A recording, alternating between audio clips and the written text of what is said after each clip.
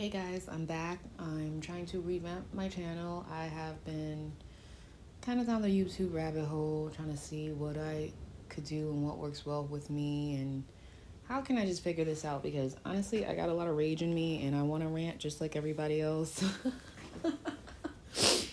And today's my birthday. I'm not showing myself. I just didn't feel like it. You guys get the point. I'm going to be reviewing this UFO Navy Atlantic Operational Support Facility video. I don't know. It's just been a bunch of stuff that's on my mind, you know. My channel's about life and sneakers and all of that. And, you know, I definitely will be talking about sneakers. I just want to inquire everything in my life because this is my channel. And I want to talk about the things that interest me. And there's a few people that I really watch up here on YouTube, and I've just been seeing what they've been doing, and they've been doing a lot of great stuff. There's some people that are just super funny, super truthful, super crazy, super insightful, just a bunch of everything that we really need to learn and really need to know. And I'm just excited to basically take this journey and to offer up a piece of my life. I'm gonna go over some other things, you know, just things I like, my favorite channels, some of the people I support. Like I said, I'm just still trying to figure this whole thing out. I feel like maybe if I was dedicated to learning the process 10 years ago, I probably would have been a lot further, because I've gone viral a couple of times on different platforms. You know, just kind of not knowing this internet thing would take off like this. So now I definitely want to be a part of it more. I'm majoring in collecting, you know, everyone knows that you've seen some of my old videos, but I definitely want to put this stuff more out there. Like, there's a lot of things going on, and sometimes I feel like it's too much things going on and I get a little overwhelmed and I feel like I'm not doing enough or whatever the situation is. But then I kind of remember I'm human. At some point I have to have some things that I like, even though I'm always like, fight the system, fight the system. And I know, like, some people don't care, you know, about sneakers and things like that. That's fine. You don't have to. Maybe you'll like some of the things I have to talk about on here. Maybe you won't. But I just find it really interesting. And, you know, it's art. And I love fashion. And I want to bring out a lot of things that I do. I make a lot of stuff. I create. I'm a creator. That's what I want to do. That's why I'm here. I want to showcase the things that I do. You know, maybe do some collabs. You know, I've been doing stuff since I was about like 8 years old. My grandmother taught me how to sew, and it was amazing. I used to sew like little doll clothes and things like that. So it's in my blood. Fashion, music, magic, conspiracies. So I'd like to talk about a lot of these things, and honestly, I don't feel like they're conspiracies. I feel like they're right, and maybe some of the things might be questionable. No one's 100% right, but these are things that I've kind of like felt for a long time, and these people that I do watch on here kind of second what I'm feeling, kind of go along with what I'm feeling. So that's why I think I've been drawn to them.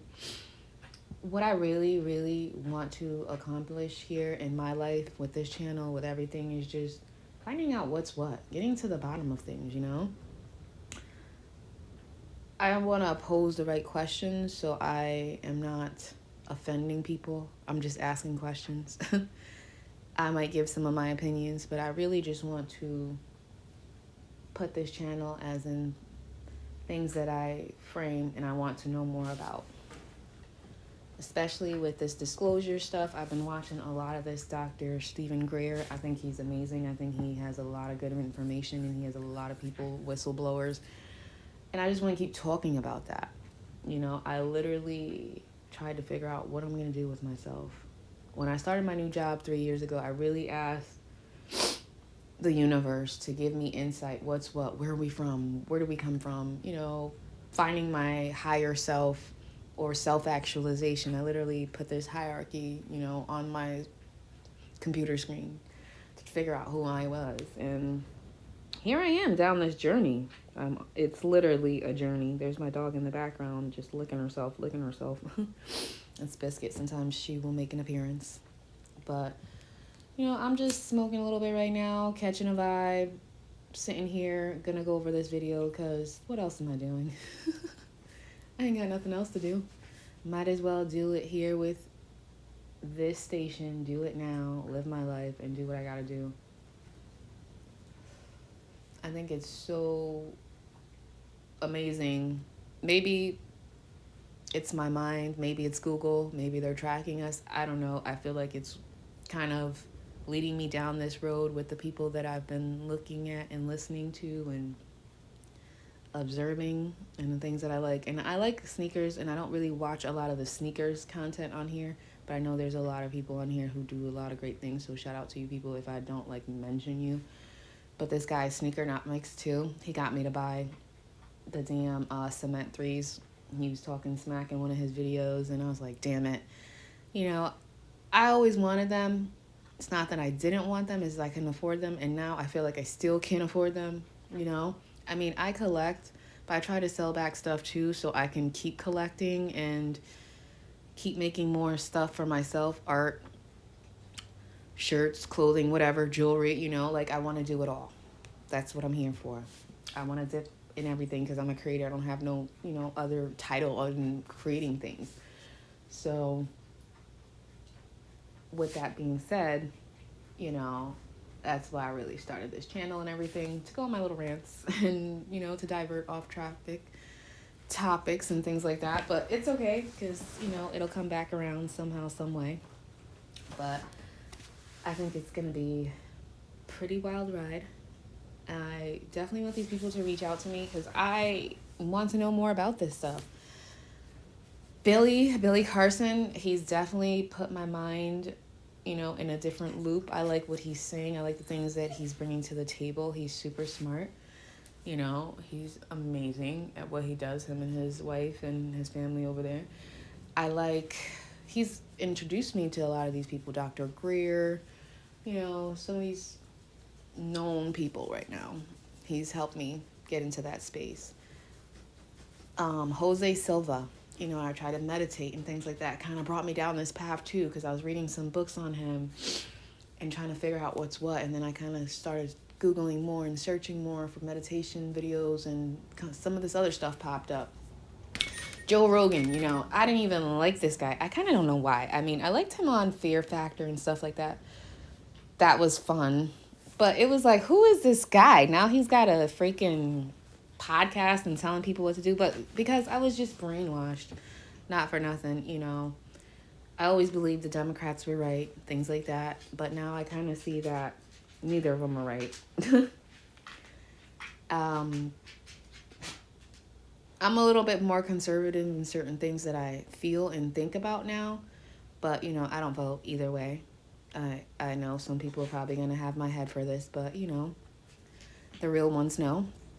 Billy had a little breakdown about that. I probably will do a video on that, you know, just to touch base on some of the reasons and some of the things that I feel. But when you're in kind of like a silo and you're just like Democrats are all around you, it's like that's all you hear. That's all the information that you're feeding into. So I'm kind of glad that I'm out of that bubble as well, because they're both corrupt, they're both dangerous, and they're both stealing our money. Now, I go to Sloan Bella. She's a psychic. I found her online on Twitter. People were posting stuff, you know. I think she's amazing. I love her rants. I love the things that she says. She's speaking her realness and her truth. And you know what? I can't blame her. I can relate to a lot of that stuff. That's why I like a lot of these people. And then there's Nylah-La. Girl-La, she's amazing. She's fun. She's hilarious. I love her page. And, you know, these are just some of the people I just really watch, and I like their content, and I feel like I could do a little bit of this, you know, be a little nosy, because I am nosy, and I respect Nylah for saying that, but you have to be nosy, and you have to want to know what's going on, and I feel like that's what Dr. Greer's doing. That's what Billy's doing, trying to find that information that they're hoarding. Everyone's trying to get that information. So I like this. I like that we're a nosy bunch and we're trying to get to what's what. I like the drama or the gossip. I will say the gossip. You know, nothing too crazy with the drama, but I like the gossip. I like some of that stuff. I like the information that we're learning, and I want to know more about it. So this is literally why I'm here. And I'm going to show you some more stuff daily. So I had to go deep into the archives because honestly, I want to know everything that there is to know about this. And like, how long has it been out here? And like, why haven't I known about it? Like, so I just found Dr. Greer, I would say maybe 2 months ago.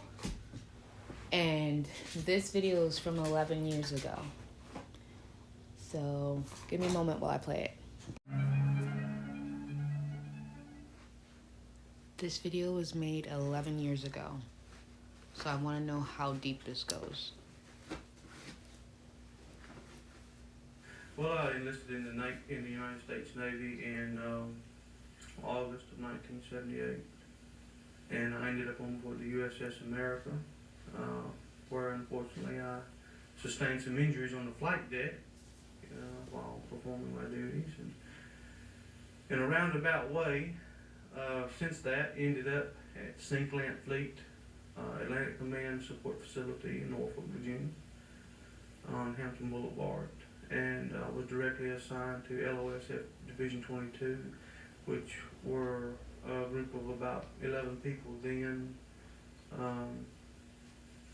We were directly responsible for briefing Admiral Train. We briefed him on current military operations around the world, what the Soviets were doing that day, what they had done the night before. LOSF is just an acronym for Atlantic Operational Support Facility. And Sinclair Fleet is another acronym for Commander-in-Chief Atlantic Fleet, which Admiral Train was at the time. Everyone on the eastern seaboard answered to this man.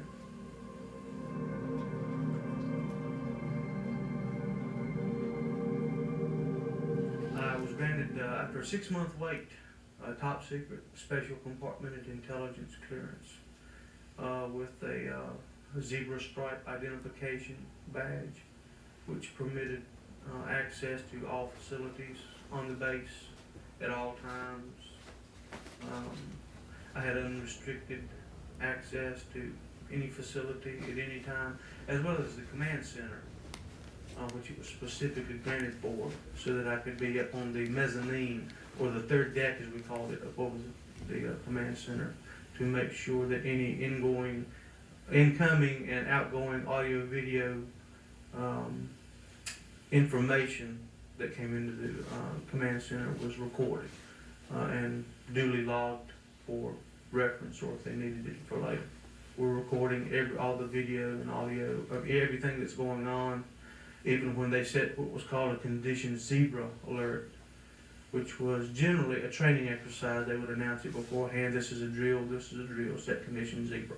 And unauthorized personnel would be escorted out of the command center. It's the highest level of alert that the Navy has, or had at that time, for dealing with generally dealing with global nuclear threats. Did you just hear that? The highest that it could possibly be. In particular, the Soviets. Soviet Bearcats would routinely patrol up and down the eastern seaboard, watching what we were doing, and we would set a condition zebra if we had the need to put planes in the air to escort the Bearcats if they were a little too close to our airspace, or if they had ships in the area that were being a little suspicious acting, for instance. Or they would have a drill, for instance, where they would get out the mad books, they call them. The watch officer and the junior watch officer, the JOD, had keys to a safe, and they would get these books out, called the mad books, Mutual Assured Destruction, and they would have the codes that were necessary to transmit to the submarines out in the watching stations to, if necessary, to launch a nuclear strike. And not many people were allowed in the command center because they actually did use the codes and so forth that I'm sure the Soviets and any other persons who were enemies of the United States would have loved to have got their hands on. the zebra classification. Without that, you were not allowed authorized access to these facilities during this drill. And the zebra drill was specifically for the highest level of top secret information that was being exchanged between the command center and ships and or submarines at sea. Well, the day started out pretty routine. I had gotten a cup of coffee. It was early in the summer, and I'd say around the first week or two in May, to the best of my knowledge. So everything was going along pretty just ho-hum routine. They dimmed the lights first in the command center when they set a condition zebra alert. I always dim the lights first. They turned the lights down, and most of the times when they set these drills, they would say, this is a drill, set condition zebra. But they turned the lights down this time, and they didn't say this is a drill. And the watch officer and the junior watch officer looked at each other and said, were told some of their assistants to verify whether or not this was a drill as the event was taking place. And our early warning system of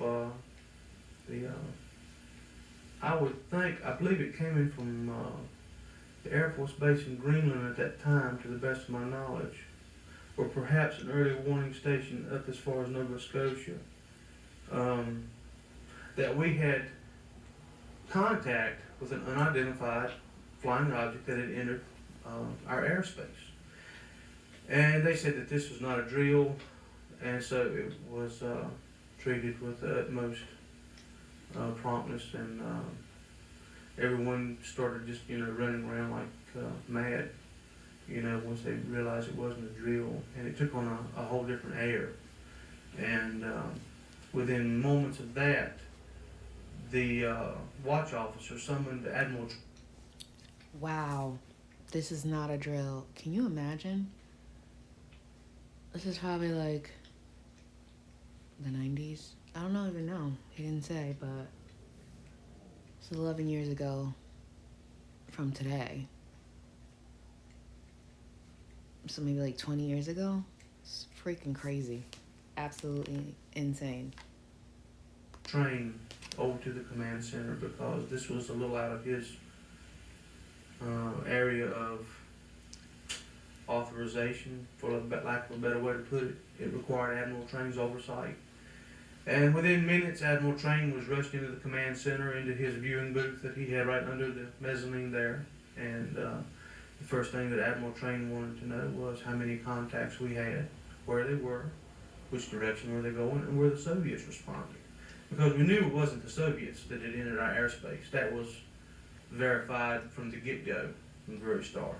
And at that point, when Admiral Train found out that it wasn't the Soviets, and that he wanted to know were the Soviets responding to this threat also, that was the moment that he gave authorization to put 2 planes up to go see what this thing was. And that's when the chasing up and down, began. We launched planes from as far north as Greenland to NAS Oceania. And this object, we had it on radar for, this event probably lasted, almost an hour perhaps. And you could hear the pilot's live voice transmissions being piped into the command center, visual confirmation of the object, description of the objects. Pilots were able to close a couple of times and be able to see that the object was not an aircraft that we were familiar with, was nothing that we had, was nothing that... Wow, not an aircraft, nothing they're familiar with, top-ranking Navy person. This is crazy. This is absolutely insane. Can you imagine the fear, the absolute terror that must be like going through his mind, their minds at that moment? Encountering something like that? I'm just at a loss because I'm watching this as I'm talking to you guys. Like, unbelievable. just trying to wrap my head around something like this. Like, unbelievable. So, I feel like a lot of things have been leading up to this point. Like, I had a dream 10 years ago. 2014, I was living in this space that was not too great at the moment. Me and this girl, we were like arguing and fighting every night till it basically came ahead. I had two dreams that I remember so vividly and so specifically. Like, one of the dreams was like me being attacked by multiple people and being called like bitch a million times. Like, you bitch, bitch, bitch, bitch, bitch, bitch, bitch. And like, looking back at it, like our last fight, like our real physical fight, and leading up to it, like this girl and her friends were calling me a bitch, bitch, bitch, bitch, bitch, bitch, bitch a million times. Like, just crazy, like my dream had like predicted. But back to this thing, like my dream, my other dream, and I reached out to Dr. Greer about this too on Twitter. I don't know if I was supposed to slip him some money or something, or maybe he just don't check messages, because, you know, a million people probably send him messages and shit. But I was on a spaceship. Like, I remember this dream. It was so wild to me because I woke up and I was just like, why am I having all these bad dreams? Because I had that other dream, like, you know, a few nights before, you know, the fight and everything. And just, I guess, before, you know, if any major event's going to come down, I'll never forget this because I keep talking about it. And I feel like the more and more I'm watching this stuff, it's like the more and more I felt like, damn, was that an abduction? I know it sounds crazy, but they be saying, like, that's how they start or whatever. Like, or just passing through time or some shit like that. Because, you know, aliens don't really want to abduct you. Let me kind of rephrase that and break down what I mean. Like, it was something, I don't know, I had like some maybe kind of contact, who knows. But the dream, I was on a spaceship and it was so vivid. It was like no one was around, none of my family members, none of my friends. It's like desolated, deserted. It's just like, you know, just a survivor, surviving stuff, and just been through a lot. And it's just like this desert area we had to walk through, and then it's like I found a couple people. I don't know how I was surviving because, you know, it was 10 years ago. Like, I don't remember the dream that, like, you know, specific, but I remember the vividness of it, being in the desert, being desolate, being on a ship, you know, spaceship lifting off, getting somewhere, being in a really, really long line after finally getting to the area where the ship, it was a really long line. I didn't know anyone. I didn't see anyone in sight. And it was terrifying because I just remember feeling so alone. Like, is this life? You know, we're born into this world by ourselves, and then we die alone. Yeah, you might have a partner, but, you know, they don't necessarily die with you. Or you might have a twin. They don't necessarily die with you in the same moment, in the same seconds as you take your last breath. So it's like someone could be around you, but, you know, your spirit is leaving just like how it came in. So it's going to that other realm, you know, and it was just so crazy, and I'll just never forget it. I'll just never forget it. And it was like I said, I know I'm a survivor, and I know that I'm pretty much dolo. Like, I have some friends and I have some family, but, you know, pretty much majority, it's me. It's me taking care of business, handling anything. Like, majority of the person that I call on is myself, you know?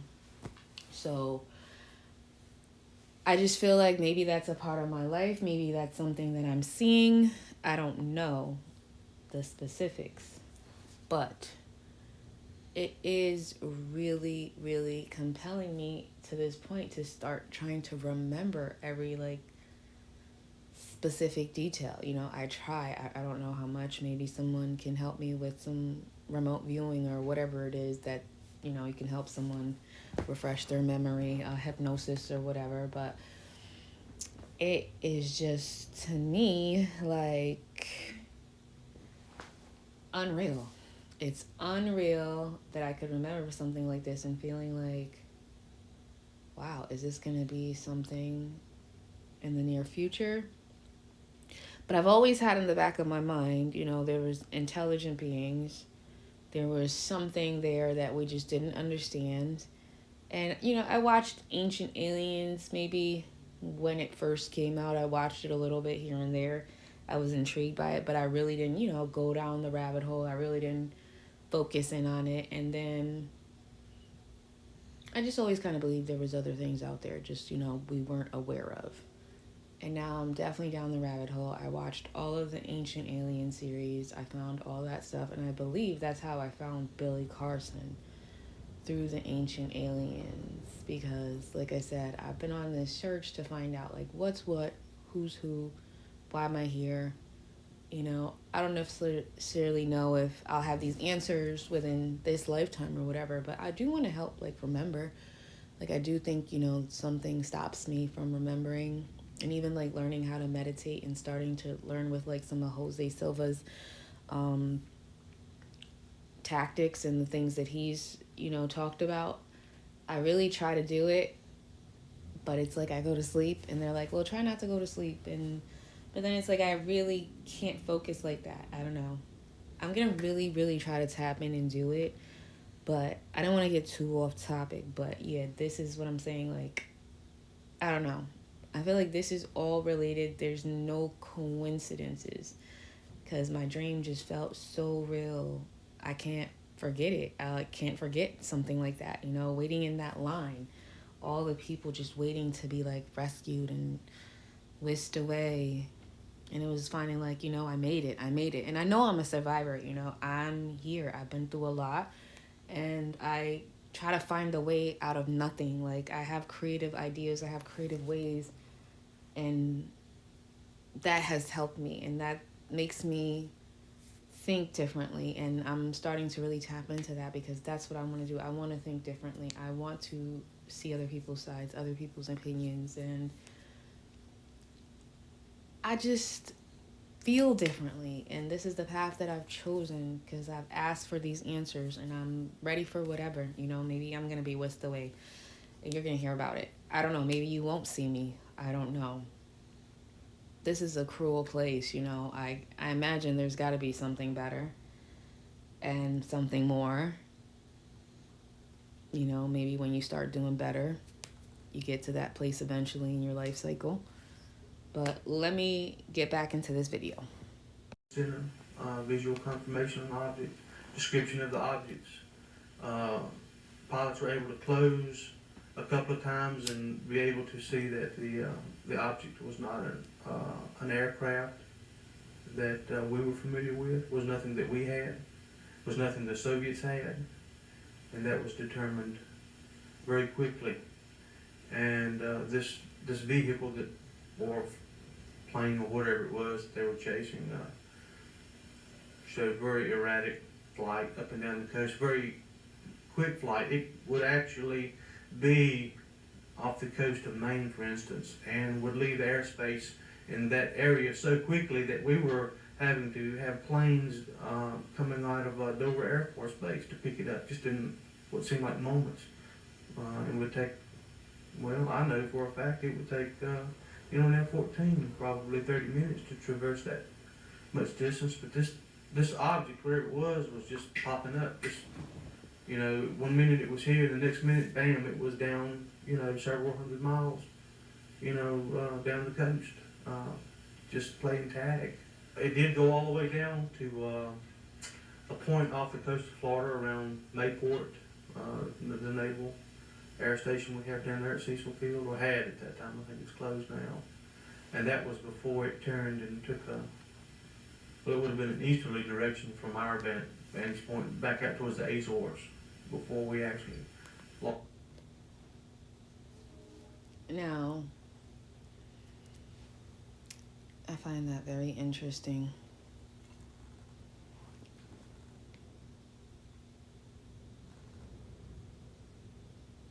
I'm at a loss for words, kind of. They're chasing this thing down like it's their job, it's their duty. Me, I would have went rogue. It's crazy that I say that I would have went rogue, but then like seeing all these videos too and like realizing how much these guys have done, it's like, oh my God.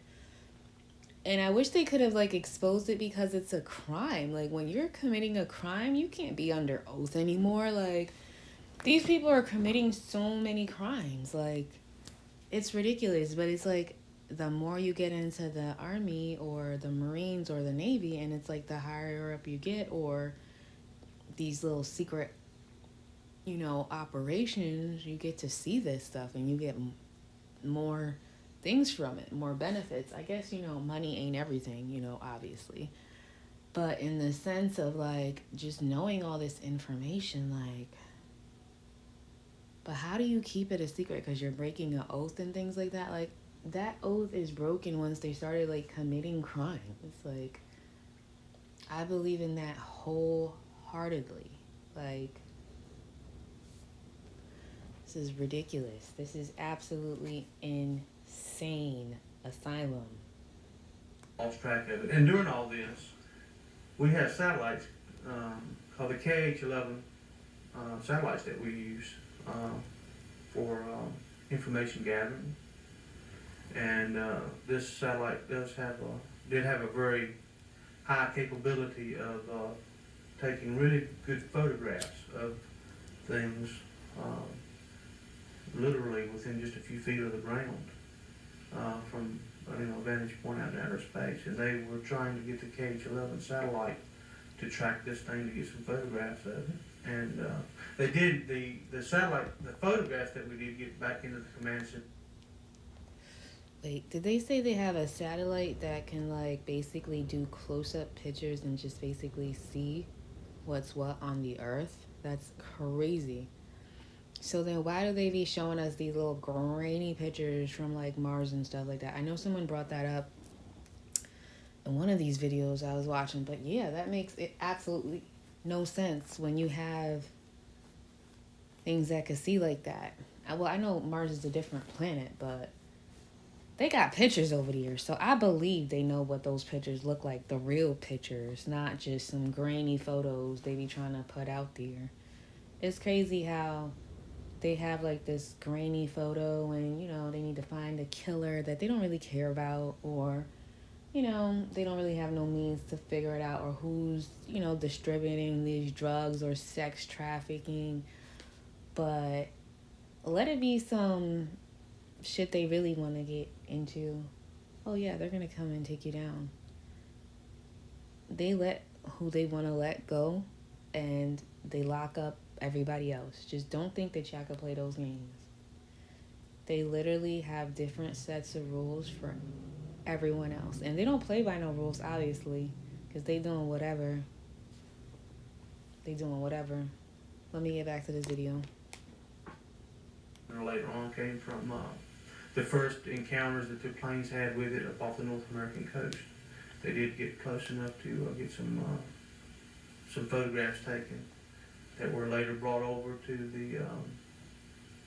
the command center. Well, from the photograph, I could remember the shape. What I would have said would have been more like a. It was quite flat. It was long. I would say a cylinder. Because it was abrupt. It had abrupt ends. The ends didn't taper down like most aircraft. It just came to an abrupt end, and it did appear to be reflecting sunlight because you could clearly tell it was metallic, or appeared to be clearly metallic. And the pilots, they were giving information such as it was not leaving behind a vapor trail, no discernible lights, markings on it, no windows, cockpit windows, doors, nothing like that. It seemed to be just one solid thing, whatever it was. What was really bugging Dr. Admiral Train out, that was what was really driving him nuts, was this thing absolutely had complete control of the situation and could just be wherever it wanted to be just in a matter of seconds. 1 minute we're, closing on it, off the coast of Maine. The next minute it's in Norfolk, headed south towards Florida. And it's all we can do to alert get the early warning radar up down the coast to, watch for this thing. Is it just had it stay with us, just toying with us, for lack of a better way to put it. And Admiral Train and his staff were, they were quite concerned about it, to say the least. They were quite concerned, especially once they found out that it wasn't the Russians and it wasn't us. And he wasn't aware of anyone else who had the technology to build such a craft that could, whatever it was, could move about so easily and so quickly. And I remember distinctly looking over the rail over the mezzanine there, over the third deck, and just watching complete chaos, break out because of their inability to keep to keep an eye on this thing, whatever it was. The thing was moving around so erratically and so quickly up and down the coast. They were trying to notify as many commands as they could up and down the coast to track this thing or get a plane up. As Admiral Train was doing, he was scrambling, authorizing planes up just left and right, up and down the whole eastern seaboard, and to try and cut this thing off. To get some planes coming in on it from the north and the south, for instance, to kind of, to literally trap it, to force it down. It was clear that they wanted to recover it, to force it down, or by whatever means possible. The order was given by Admiral Train after they found out and knew for certainty that it wasn't the Russians. And after we found out it wasn't the Russians, they didn't care who it was, as long as it wasn't the Russians.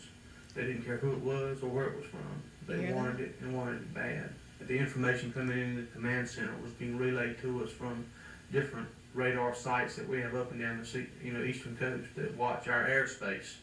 The only descriptions that I recall that the pilots actually made were that they could not find any markings on the aircraft. They could not find any visible signs that the thing had wings, a tail, windows, a cockpit, or anything like that, or any markings from any country. I would describe him as being scared. Scared. To put it in a nutshell. He was usually a very calm man. I mean, who wouldn't be scared? Who wouldn't be scared?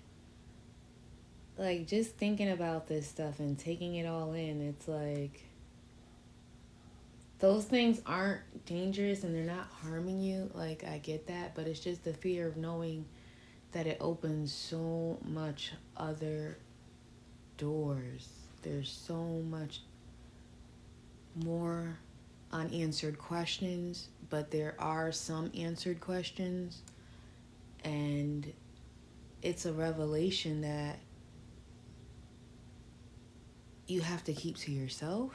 Like, unbelievable. And also looking at this guy, he has like this slice down his face. Like, I wonder, is he gonna talk about that? Like, it looks like his cheek was just like sliced open, the right side. I am just flabbergasted right now. I'm just still trying to figure out how we haven't known about this. Like, why haven't all these people gotten together and just like said, okay, enough is enough? Who are the partakers? Is it that great to like have this knowledge above everybody else and you're benefiting? But I mean, these whistleblowers are coming out, but I mean, the whistleblowers, all of them should get together. Like, I mean, how many people on that SEAL team, I just can't believe it. I really can't wrap my head around this. Very mild demeanor. really nice fellow. And you didn't ever really see him lose control, raise his voice, get excited about anything. But this really got him, really had him upset, to say the least.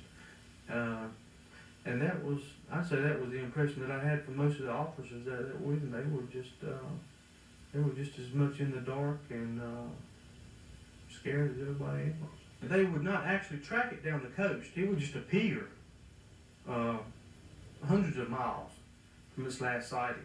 And the pilots were it would just, one moment it was there and the next moment it wasn't.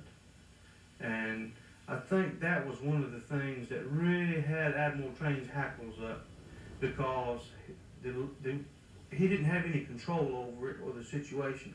This thing just had a mind of its own and was causing such an uproar up and down the eastern coast, and him being ultimately responsible at that time, I'm sure it was stressing him out quite a great deal, which you could tell by his tone of voice. You could just tell, by listening to him, that he was very, very... That don't even make no sense. How is he responsible for that? That's out of his jurisdiction. Like, he don't know where this object came from, just like everybody else. Like, unless there's something else that he's not saying.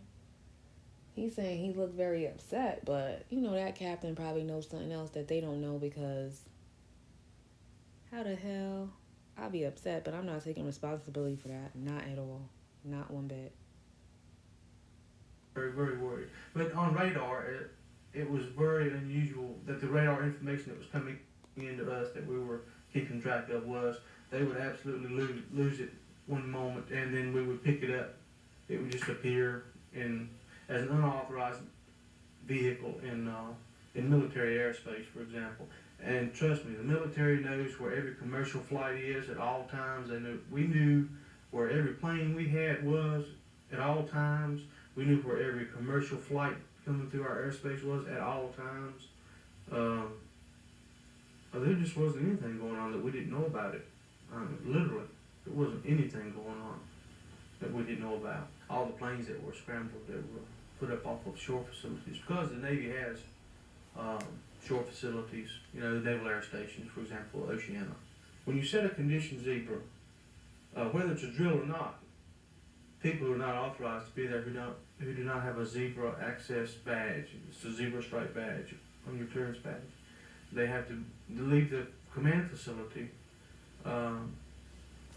and we have Marine Give me one moment. stationed outside the building there, in the building and as well as outside, that were under orders to shoot any unauthorized personnel that remained in the command center during one of these episodes. And that was supposedly for interest of national security. There's a door right here, and this guy, the Marine, comes in and wants to know what's going on. Is this a drill or so forth? They've got orders to start shooting people. And I know, because I actually got the junior OOD's attention and said, hey. Orders to shoot people. Who gave you those orders to shoot people? Like, actual people that signed up for this shit? Yeah, they're getting paid, but they're literally risking their life so their families will probably get their pensions and shit. Like, those people you have to come in here to shoot? For what? What was the reason? Like, I need to know that.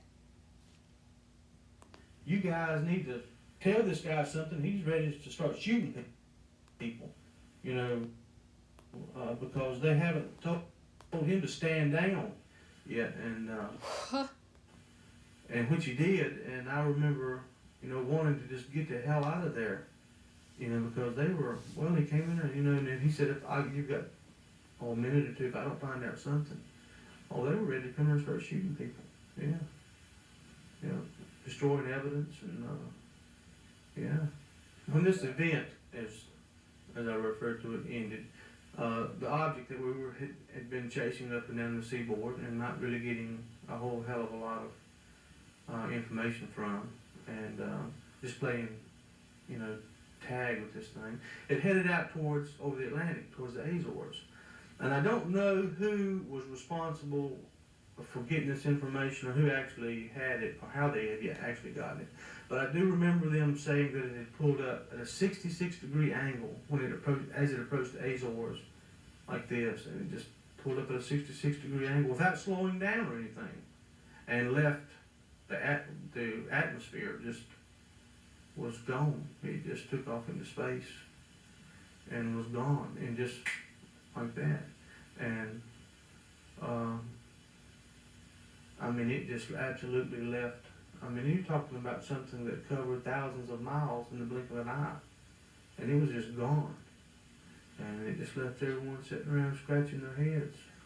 You know, gee whiz, I wonder what that was. It was comical in a way to see how the vast military might of the United States being put on its knees by something they had no idea what it was, where it came from, where it was going, or anything. I mean, and the only thing that they knew for sure was it wasn't the Soviets. And they were very adamant about finding that out, whether or not it was something new the Soviets had came up with. We secured from conditions evil. They turned the lights up. You know, everyone's sitting around talking about it. You know, down on the command floor. I'm up here by myself on the third deck. Admiral Train is down here in this briefing area. They stayed for a few minutes before they left. And everyone's just, you know, making idle chit-chat about it and so forth and so on. I made a note of it in my logbook, like you had to do, and really didn't give it much more thought. These two guys came in suits. They weren't in military uniform. They just came in suits and, you know, had their little badges on. They didn't have zebra stripe clearances. It was like a visitor's badge. They weren't, you could tell they weren't personnel there. And I didn't know them. Tom, Dick from Harry. I'd never seen these guys before. So we go out of Division 22 and we go downstairs to the first floor, and there are several little conference rooms and so forth, and they took me into one they already had set up and set me down, and they had my logbook. You know, they got that and took it down with me, and these. Honestly, I wanted to end it there because it was just making me mad. It was making me really mad. Like, it's unbelievable. Even the way he was being treated. You know, these people come in here, bossing them around. They want to shoot to kill, like innocent people. That's why it's starting to look really crazy. A lot of this stuff that's going down, like all of these crazy deaths happening. It's a lot of things tied to a lot of other things. And I mean, you know, death is inevitable, but some of the things that they're doing it on purpose. And this is a part of, you know, my channel. ConspiraSneakers. Like, I cannot believe this. Just a bunch of stuff that's happening. True things. Conspiracies, maybe to some, but they are real life to others. So let's give them respect and understanding and grace when they speak their stories, because everyone deserves to be heard. And I think this is an amazing story. I think his name is Merle McDow. He's like a part of the support team at the Navy, at that. And he's got this big scar on his face, like he's been chopped in his face. I feel like if I was him, I would try to sue everybody. But I bet there's all these laws where you can't do nothing, you can't sue, and if you try to come after them, you already know what's going to happen. But let's kind of lighten this up a little bit. Lighten it up a little bit, because this is a heavy topic. I wanted to talk about my win from Nicole.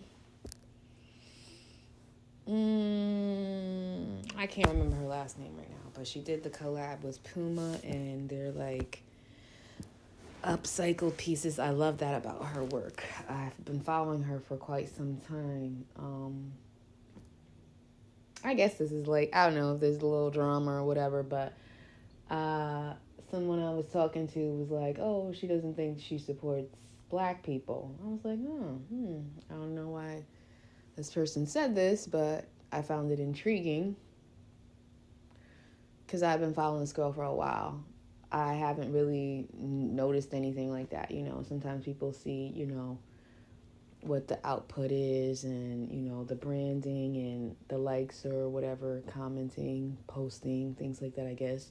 So I haven't been paying attention, but I grabbed a pair of these upcycle Pumas. I thought they were pretty cool. I seen her advertise them a couple of days ago, and I was kind of shocked that I found them on the website Bodega. I went searching for that, and I found them. I was surprised they weren't sold out, but I made a comment under her post and I said, I got them, and I was like, I got a pair. I was so excited, you know, to support her and everything like that. But I feel like a lot of these people, I don't know who's running their accounts or whatever, maybe they're not running it themselves. You know, these designers, you comment and you like and you follow and they don't engage, and they just want the engagement for themselves. And it's like, it's literally free to give a like or whatever, you know. I believe in customer service, especially in things like that. So I don't know if these people are going to like every comment, but I was definitely like right under there.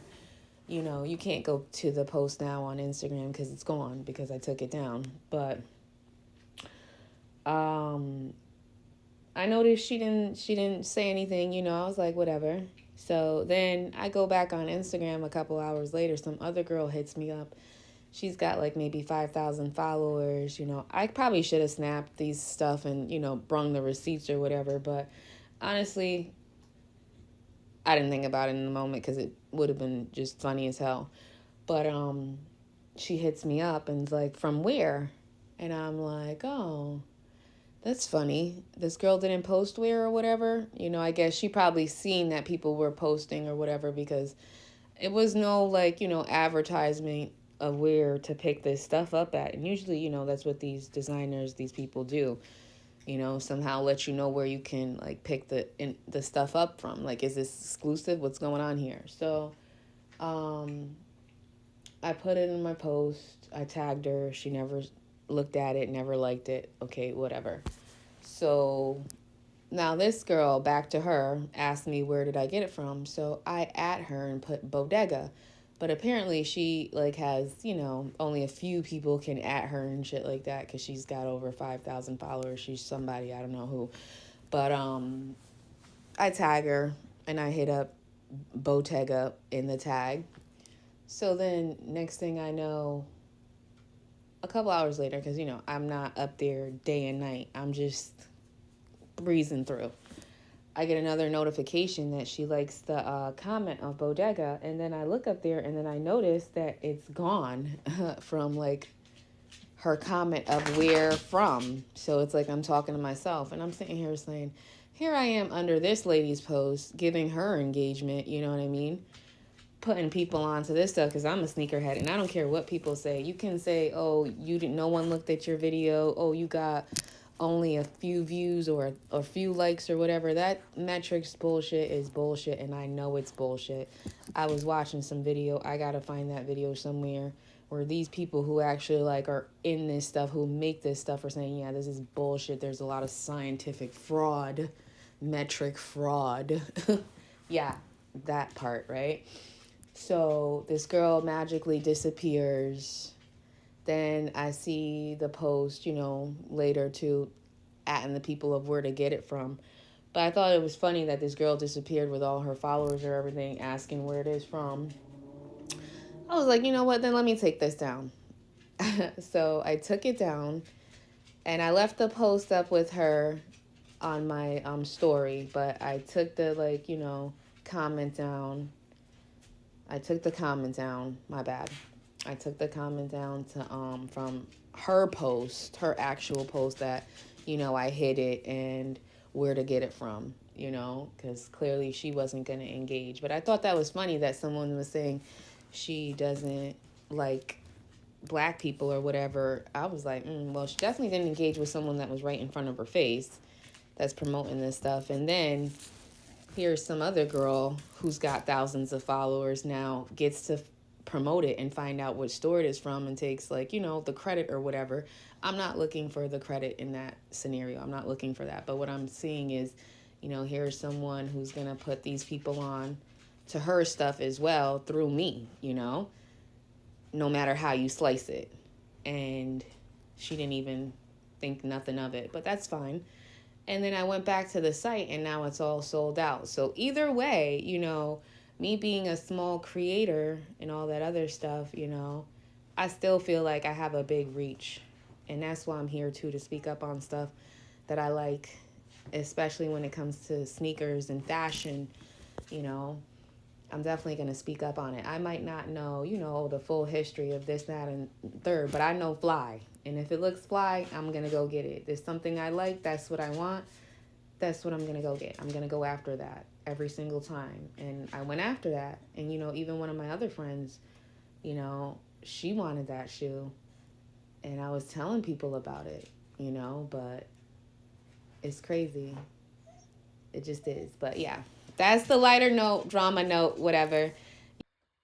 I just wanted to say I had a hell of a bitching time trying to edit this, and not that, I can't find out how and all this other stuff. I'm just way too busy, and I have all these extra apps, like I know how to use them, I don't, and I ain't got time for that. Honestly, I'm just up here to talk shit and be seen a couple times, and push the message of unity, stand together, togetherness, that part. So I had to basically spend all day trying to figure this out, to put the stuff together, because these little apps weren't working on multiple computers. But it's whatever. So you could follow me, Life in Sneakers, on Instagram. That's, if you want to see more pictures and stuff, that's where I post that. I'm in these streets too, not just online, but I'm physically out there getting to the stuff too, if I can. And you can find me there. I do a lot of ranting and raving on Twitter too. Bokeh Yanel, I can't figure out the name. And I'm on TikTok, I'm on all of them, YouTube, whatever, Life in Sneakers. So just hit me up and tune in, because I got good stuff, and it's relative to everything else. Like, we're all talking here. This is a space, something for someone, for everyone. And, hopefully I take what y'all can from that. All right. Peace out.